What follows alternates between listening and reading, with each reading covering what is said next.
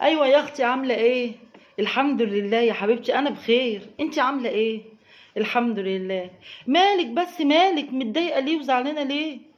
ايه؟ طب بتضربيها ليه؟ لا لا لا لا لا، حتى لو كانت غلطانه ما تضربيهاش. لا، الضرب ده كان زمان، خلاص ما بقاش فيه ضرب دلوقتي.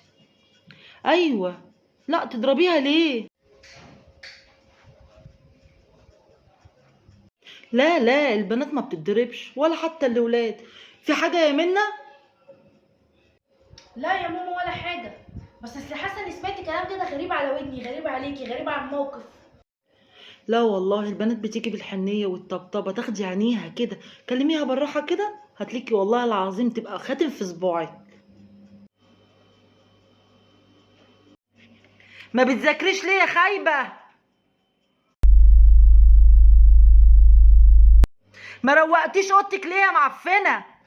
بقولك اعملي زي كده. انا بصي بعمل ايه واعملي زيي. انا ما بضربش خالص ولا بمد ايدي على حد ولا بعمل حاجة. بربي تربية ايجابية. ايوه، هي دي اللي دلوقتي اللي شغالة، التربية الايجابية.